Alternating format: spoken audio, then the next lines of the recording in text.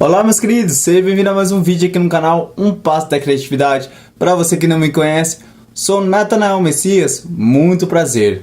No vídeo de hoje, meus queridos, eu vou estar mostrando para vocês mais de 50 ideias feitas aí com caixotinho de feira, beleza? Bom pessoal, você ficou curioso e quer aprender alguma ideia passo a passo? Deixa aqui no comentário qual a ideia que você gostou, que eu vou estar enviando um link para você, beleza? E ó, você que não é inscrito aqui no canal, te convido a estar se inscrevendo para você ficar por dentro de várias outras novidades, ok? Eu vou estar deixando o meu Instagram aqui, vou estar postando lá as prévias dos próximos vídeos, ok? Conto com a sua presença. Sem mais enrolações, bora pro vídeo?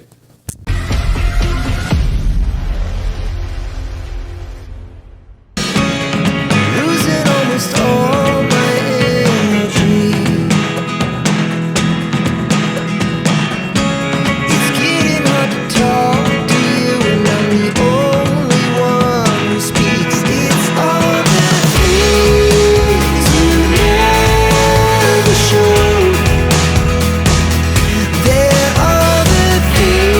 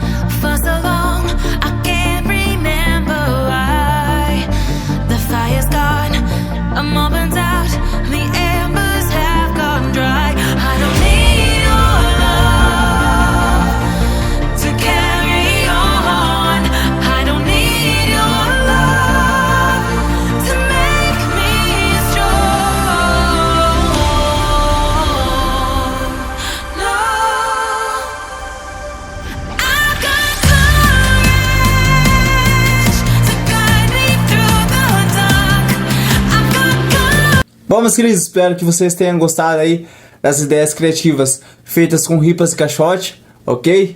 Muito obrigado pela sua companhia e conto com a sua presença no próximo encontro. Valeu!